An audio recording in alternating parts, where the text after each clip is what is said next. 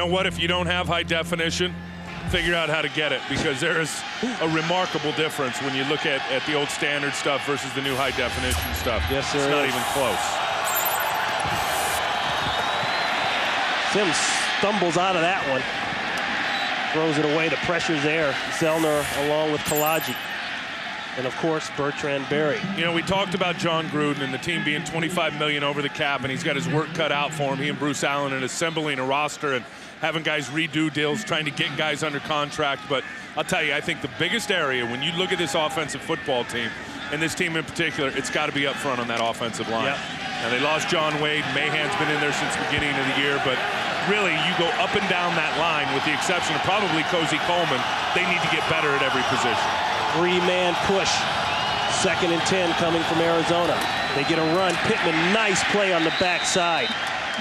Looked like Vandenbosch, who came in as a very highly touted draft pick, a second rounder out of Nebraska in 01, but he's been pushed into the backup role the last couple of years. Well, and you better block this guy. Kenyatta Walker just comes straight down, and Vandenbosch is too smart. I mean, he's going to have his eyes in the backfield. He knows on a downward block it's either going to be a bootleg or it's going to be a runaway. He keeps his eyes open and goes and makes himself a nice play. I've never been a big believer in just letting that defensive end run free, and you see they're much better in rush defense today than they have been in the previous 15 games. Third down conversion. There's Berry. Sack. Berry, Kalaji. Sims never had a chance. Well, and Kalaji gets away with one here, because I'll tell you, Kalaji holds the offensive guard, and Berry gets inside. Kalaji's going to come out here. Burch is going to come up and then come underneath. But Kalaji is the guy that got that all started by holding the offensive lineman. Watch what he does to Stinchcomb. You see him holding him right there? That is a penalty that the umpire missed. Right. More times than not, they're going to call that defensive holding right now. He missed it. It opened it up. Bertrand Berry got his 13.5 sack. 13.5, 3 on the day for the Arizona Cardinals. You can draft all the DBs you want, but you better have a pass rush.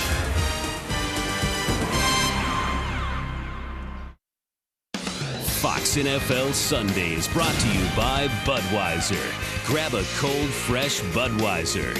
It's game time. Bertrand Berry on his way to the Pro Bowl, 13.5 sacks on the day. On the day? He's got 13.5 on the year. That's a lot. No Arizona Cardinal, Tim, defensive lineman, has ever led the NFC in sacks, and he could do it. Well, they've actually given him credit now. Official NFL stats have given him credit for 2 sacks today. On the Dansby sack earlier, apparently they gave it to him, so he's got 2, which gives him 14.5 sacks this year. And as you said, nobody from the Cardinals has ever led the NFC in sacks. I'm a huge fan of Bertrand Berry. You know, he's a guy that came into the league as a linebacker. He's been a tweener. He's been cut by a couple different teams as a linebacker. Right. Was out of football in 2000, and now he's one of the top rushers in the league. Cut by the Rams in training camp in 2000, sat out the entire next season, and has worked his way all the way back up as we look at Emmitt Smith get 7 there. Well, everybody wanted to play him at linebacker, and then finally Denver says, you know what, let's put his hand down in the dirt and see what he can do. And he ended up with double-digit sacks, got a lucrative contract here to come to Arizona, and really, when you look at it numbers-wise, Ronnie, has been the best free agent acquisition they've ever had here for the Cardinals. Last year with Denver had 11.5 sacks, so it's not like he just came out of nowhere. He's been able to get around the corner and get pressure. Edwards back up tight end in motion. They'll go to Ian Badejo. Badejo fighting to get out, and he won't. Boo Birds come out. You wonder who the Boo Birds are for in this place. Nonetheless, it'll mean a gain of 0 yards and a punt for the Cardinals.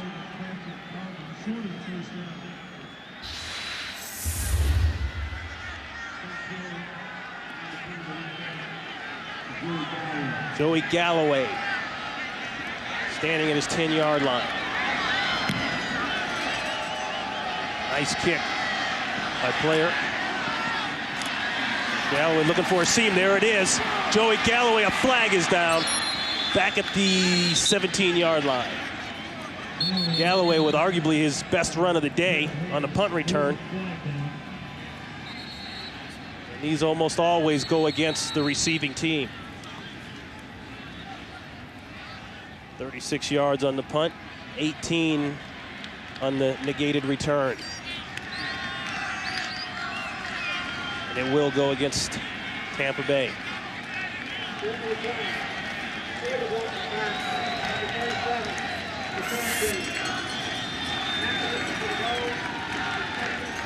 Timeout. That ends up being a block in the back on Will Allen is what it was.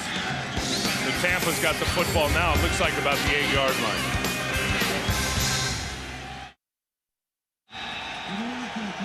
.802 here to play in Arizona.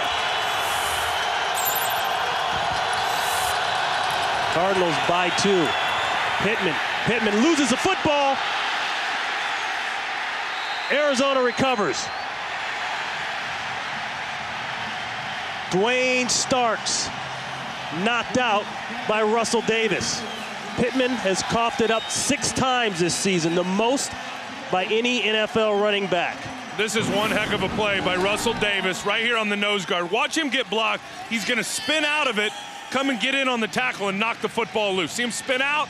Now he comes and knocks it loose with his left hand, and Starks ends up with the fumble recovery. I mean, just look at Russell Davis feeling it as a defensive lineman. More times than not, you feel that blocking scheme. You know it's coming backside. He spins out of it, spins in the right direction, and then violently pulls that football loose when he has the opportunity. Russell Davis is one of the most underrated players on this whole team. I'm telling you, the guy is a heck of a nose guard and plays that tilt as good as anybody. They'll go for that sudden change end zone shot right now. Incomplete, intended for Anquan Bolden. And a buck is very slow to get up. That looks like Brian Kelly. It is. Something happened to his, something in the upper body as he's trying to knock that ball loose. He snaps back up and walks off the field. There's a player there. What a play. Kelly knocked that ball loose. Came down kind of funny on his shoulder or something, but you talk about a pure cover corner guy. Everybody talks about Rondé Barber, and Rondé's going to the Pro Bowl. Brian Kelly, to me, is a better cover corner. Well, Rondé's not a cover corner. Rondé is more of a zone corner and a playmaker. Rondé is a playmaker.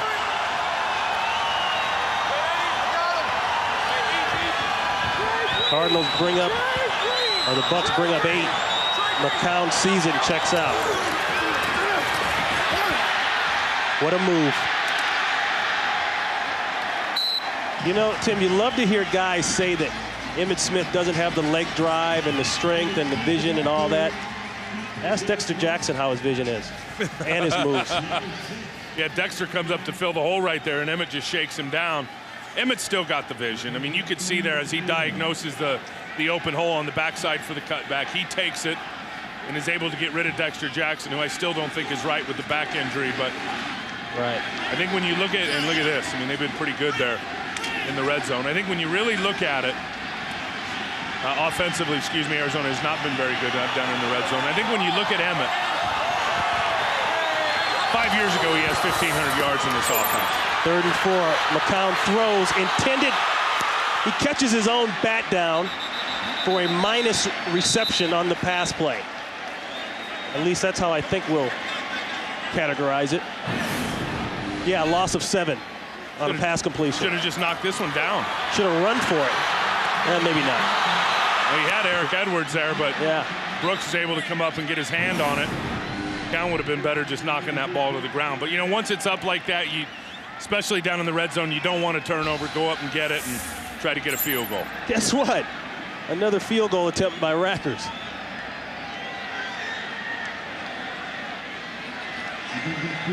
Rackers has already hit 4 today. 3, attempted 4, hit 3. This one will be from 31 yards out. And Rackers adds 3 more. Make it 12-7. Tim and I would like to take a moment to thank all the men and women who have helped get us on the air and televise another great NFL season. In particular, we'd like to thank our core crew. They've been with us week in, week out. They were here at 3 in the morning. There's Terry Wallace out of Baltimore, Maryland. How you doing, Terry? They had the Fiesta Bowl last night. Had to set up late. Grant Dobbins of Syracuse. Grant's up in the booth with us an awful lot. We move to the announce booth where we have the ears and eyes experts. Our audio sub-mixer, Bob Charlap from Dallas, Texas. Bob's up here Canada. somewhere. He's back, yeah. Where is he? Yeah, wait, there you Bobby? go, Bob. Oh, here's his, something down there. What? Will you marry me? Elizabeth, Oh, will you marry me? And the guys to my left, my statistician, Mitch Beachillin Smith, the man in the red there. Hey, say hi. There you Bald go. head right there. Look at Mitch. And James Petralka, my spotter from Tampa Bay. Elizabeth, will you marry me? Charlap. Oh boy, we didn't know about that one, Bob. You're going down, huh? We gotta get confirmation on a yes or no real fast. She already give you the yes? All right. It's a career high for Rackers as he kicks off with 4 field goals. Cox hurdles a man, gets out to the 30, hurdles another man, and he's out with a nice return to about the 37-yard line. We head down to the B unit, which holds the brains of the operation. Let's start with Mike King. What's up, baby? Our 1st and 10 virtual This line is his guy, too. Look, that mouse, he is all over that thing. Ed Itchy. Schraber from Tampa, Florida. The big man, JT, former Dallas Cowboy offensive lineman. He looks like an O-lineman, too. He's got his sweat brewing on the forehead. What's up, big fella? Yeah, stay low, kick step. And our BA, David Duval. We'll come back to him along with Bud Bray. There's a throw to Mike Allstock. And he's brought down to me. There's David D. Double D. From DC. And Robert Bud Bray from Indianapolis, Indiana. Thanks for the stapler, man. I borrowed a stapler every game this year, except for maybe 2. When he ran out of staples. I'll tell you, there's one thing that you can't accuse this crew of, and that's not having a good time. That's right. We've done it for 17 straight weeks now, and we've been through it all. Yeah, we have. Hotel demonstrations, floods, hurricanes, people getting sick in the parking lot. That would be me. He's got him. No, he doesn't. Overthrew him, had him. Ernest Graham is wide open, and he can't hook up. Break it down, Tim. Well, Graham's just going to take off here out of the backfield in what they call a little wheel route. Oh. And everybody broke up on what was an out. And as I said earlier, remember when you get a guy that much open as a young quarterback, so many times you get excited that you oversail him, and they airmailed it on that one, did Sims. But as a pro personnel guy for any team would tell you, I can find anyone to overthrow him. We need that play made. That's why you're here. 3rd and 7. And you can bet the front 4 will be coming. There's Dockett already. See what I mean? Darnell Dockett. Well, and Kalaji does it again. Kalaji holds the guy again on what you call a stunt. And watch this. This is the old tug stunt where the tackle goes first and the nose comes around. But watch how Kalaji just pulls everybody down with him. I mean, he's holding Stinchcomb. That is a penalty.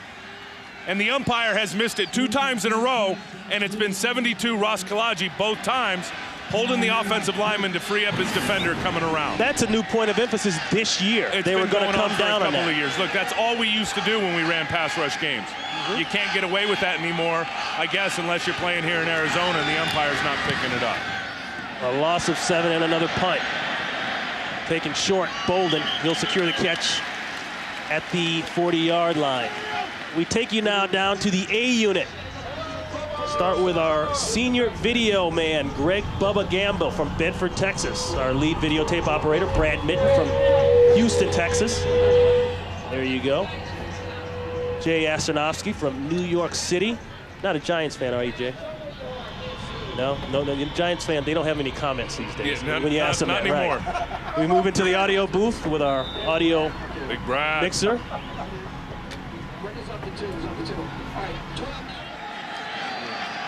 Get to the rest of the fellas in a second. Emmitt Smith. Our audio mixer, Mark Butler from Fort Lauderdale, Florida. How you doing, Mark? You like to be in charge of all that stuff.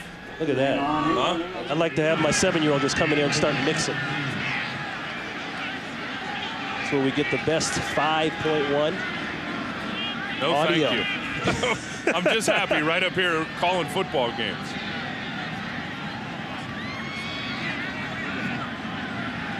Boy, I ought to let you read this next card, Tim, for the group of guys we got coming up here. Oh, man.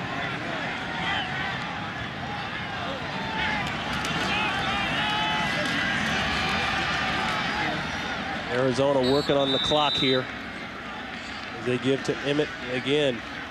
Marvin Kale, marvelous Marvin Kale from Tampa, Florida. Happy our birthday, technical big fella. producer.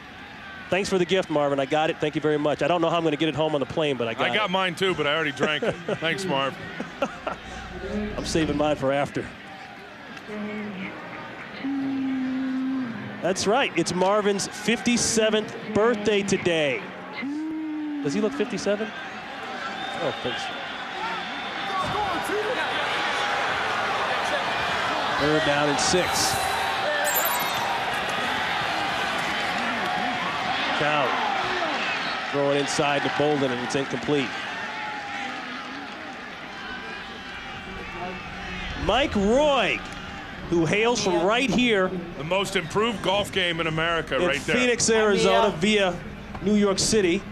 The only guy that can go from 125 to 87 in a year. I'll never get it. He is our associate director. You always save the best for last, Tim.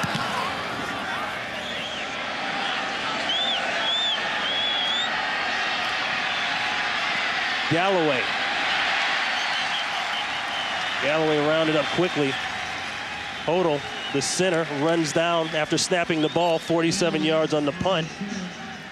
Our technical director, David McGavick from Houston, Texas, and our director, Peter Bleckner. Damon, and then there's Peter, our I'm ready for my Tim, I started my Mr. first DeMille. year here at Fox 11 years ago with that man, Peter Bleckner. Well, and he's been new on our crew this year. Peter, we've had a great year, man. Welcome aboard. It's been fun. Looking forward to many more of these games in the future with you directing. You notice we left out one guy? He's trying to be left out, but we're not going to let that happen. We're going to get to him right after this play. And now it's payback time. First and 10. Sims complete. Dilger. And Dilger is out to about the 17-yard line. And the guy who makes it all work, our wonderful, marvelous producer man, Mr. Raymond B. Smaltz III from Jamaica, New York. Peace. Mr. Producer. Hey, don't produce angry. Don't produce angry. A thank you to everyone.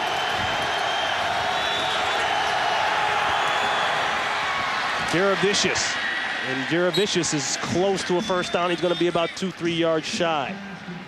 And we mentioned that the crew has been here since about 3 a.m. this morning. That's, of course, because last night they had the Fiesta Bowl here. And so they had to let the other crews get out before they could get in. So who wants to finish on a high note in the last 2.5 minutes of this ball game in a 5-point game?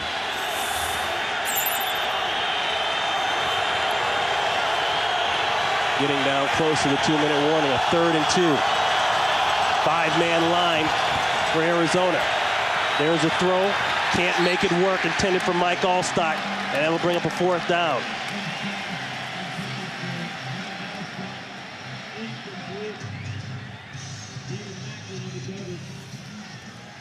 We are having some technical difficulties in the truck.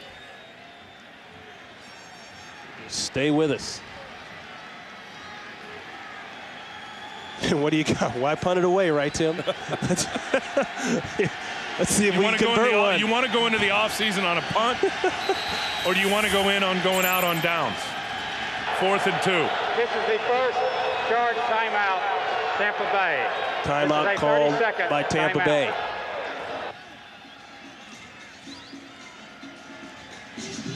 Remember the wild card weekend coming up next weekend right here on Fox. Minnesota will go back into Green Bay, where they were doubled up this year, and play the Green Bay Packers one more time. And wouldn't fate have it, Tim, as bad as Minnesota has played, that they would go into Green Bay and knock them off this time?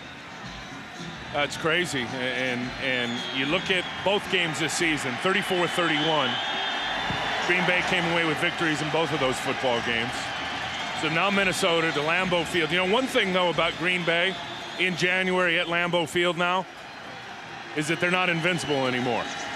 And I think Michael Vick eliminated that a couple of years ago when they went in and won a playoff game in the cold of January.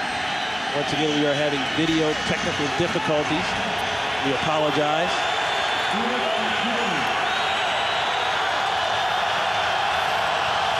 Late word, the Seattle Seahawks have beaten the Atlanta Falcons. That should be the NFC West for them. Throw complete, no! In and out of the hands of the rookie Michael Clayton. You have a great year. You have a great That's year. That's not how you want to walk off the field. You don't want to finish the season with a drop on 4th down like that. Fox NFL Sunday is brought to you by SBC, going beyond the call.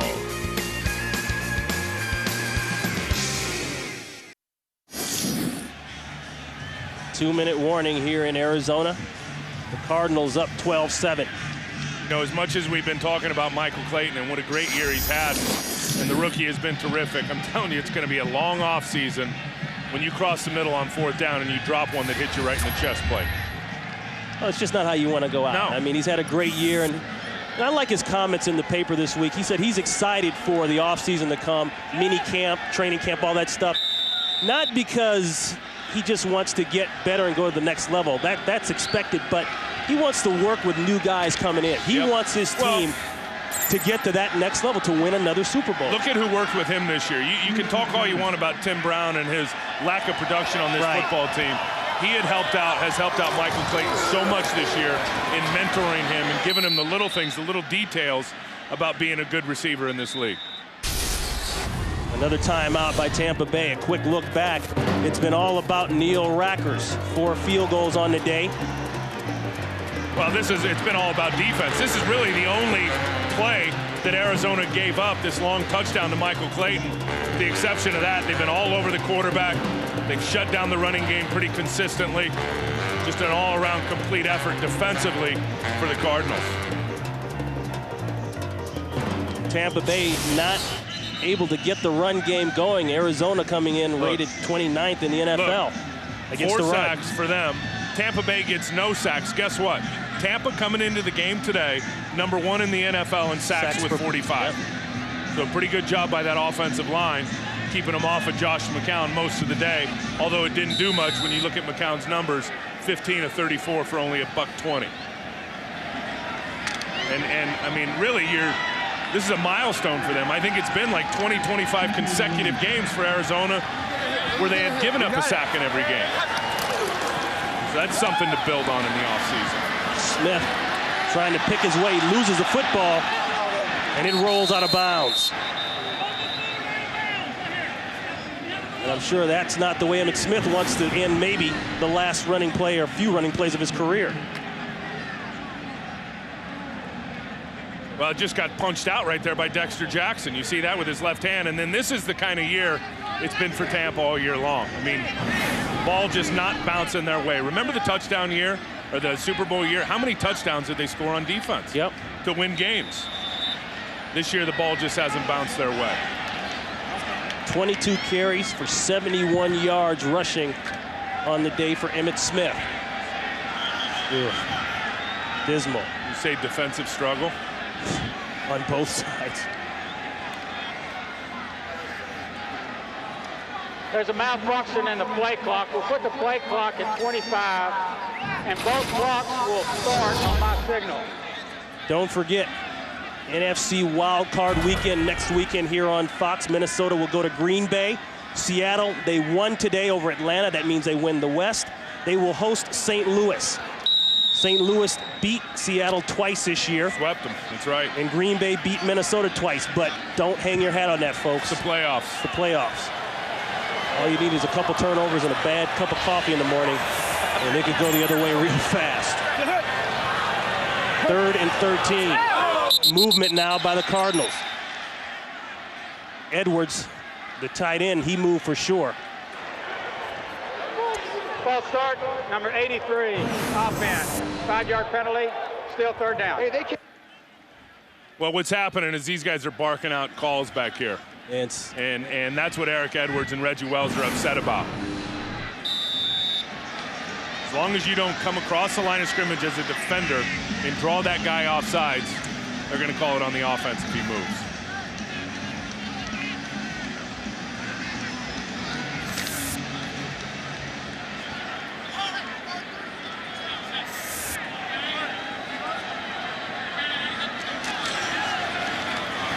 Play action going to Fitzgerald. Wow, that's way out of bounds.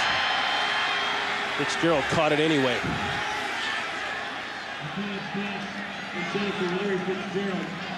You know, McCown has thrown the football late all day today, and here you got Larry Fitzgerald. Remember what I said earlier? No separation on the defender. The ball is thrown up late. The safety's there waiting for it. They're sitting there in double coverage. No chance at Fitzgerald getting that football. Emmitt Smith comes off the field as the rest of the offense does. As Neil Rackers will try for another field goal.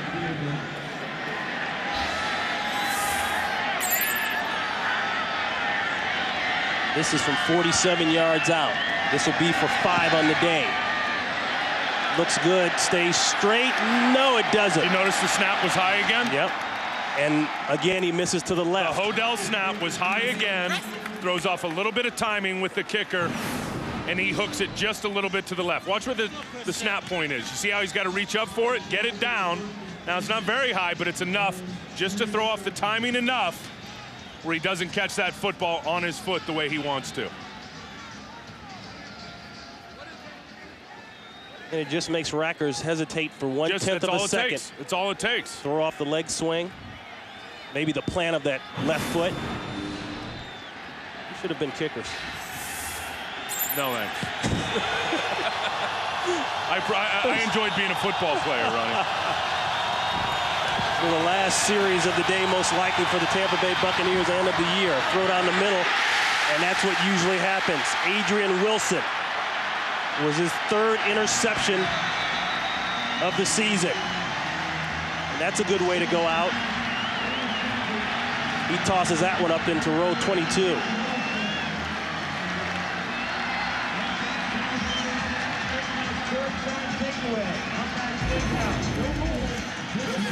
Well, we've talked about the NFC playoff picture.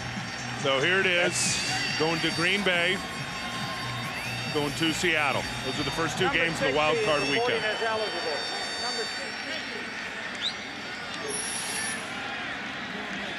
The AFC not quite there yet in terms of what's going to happen with this team right here, the Denver Broncos.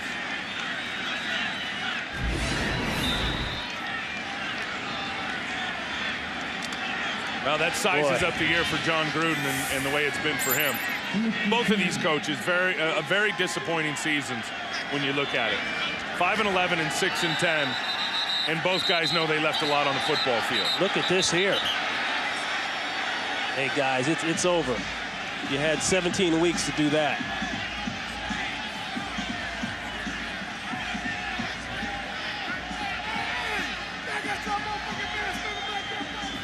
Tim, what does John Gruden have to do? What is Shelton Quarles doing? That's what I want to know. He's still back here pushing spikes. They've told him 3 or 4 times to stop it. Tim, what does John Gruden have to do now going into this offseason? Hasn't had a really complete draft because of mainly his situation. They got 11 draft picks next year. Yeah. So they'll look forward to using all those draft picks. And as I said earlier and illustrated, they got to get better on the offensive line. 5-yard penalty, still 2nd down. You know, Gruden is a quarterback guy. We always talk about how good he is with quarterbacks and his effect on quarterbacks. Well, guess what? If you can't run the football consistently, and they haven't all year. Remember, they didn't rush for a touchdown the first 5 games of the season when Pittman wasn't out there. And if you don't have a running game and you don't have a good, solid offensive line, it's going to be hard for that quarterback to flourish. And time is winding down, and this is just getting very unprofessional. The Arizona Cardinals will win the finale of the year 12-7. And for both teams, it just means more rebuilding this offseason. The UPS leaderboard delivering today's leaders will look a little like this. Sims' numbers, the 2 interceptions will loom big. Emmitt Smith, maybe his last game.